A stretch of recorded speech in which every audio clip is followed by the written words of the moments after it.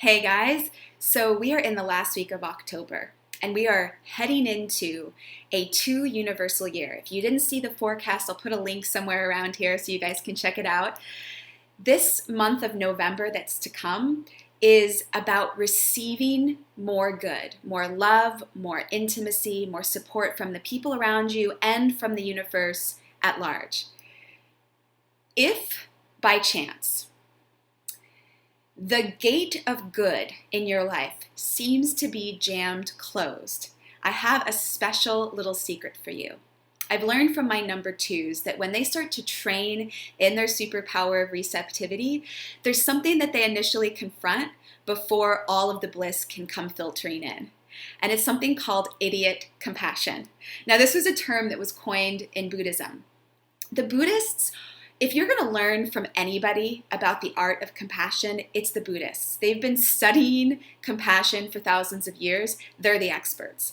And I know this to be true because I went to a Catholic school, but my dad sent me to a Buddhist monastery for summer school. And I vividly remember, you guys, we were in this meditation class and there was a spider and I just went, ah! And I killed it. And I was punished. I was put in the corner because they have such a deep regard for other living beings because they understand how important compassion is. And compassion in its pure form is a deep concern for others and wanting others to be relieved of suffering. But idiot compassion is something totally different.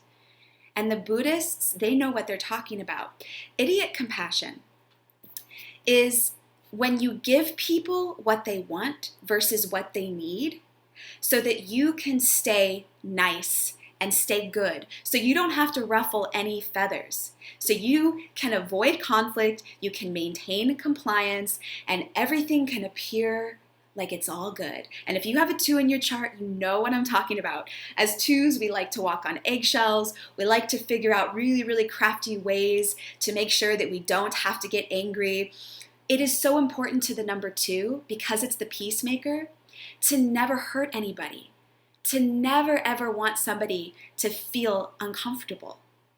But what the Buddhists teach is that this is actually a lie, that idiot compassion is not compassion at all, okay? Because what happens is that it actually long term produces pain for them, and it produces pain and suffering for you as an individual.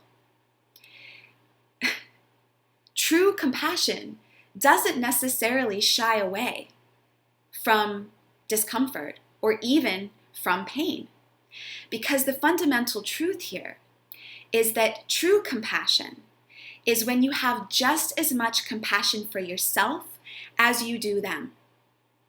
This is really, really important for receiving good in your life, because your hound dog of intuition, if it gets mixed signals, it can't bring wonderful things onto your doorstep. And what we oftentimes do when we pick up the magic wand of receptivity is we give the hound dog the signal to please other people, to do for others, not to do for ourselves. Some of us don't even know what we want because it's so hooked in to making sure that we please everyone else. But this is a poison. If you do not have compassion for yourself, it is a violent act to you, and it is a violation of the sanctity of relationship. Long term, that poison seeps into the watershed of your union, and it prevents the good from really growing.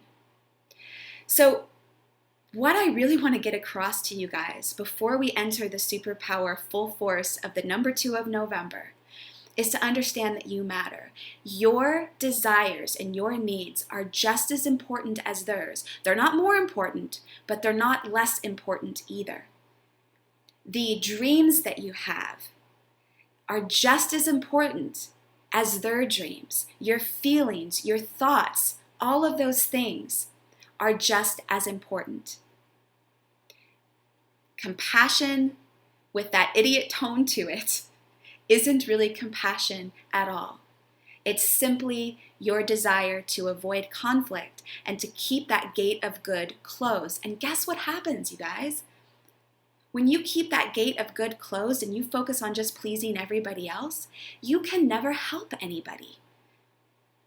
The 2 is saying, allow yourself to receive the good, because that's the only way that you can be helpful to others anyway, is by shining your own light.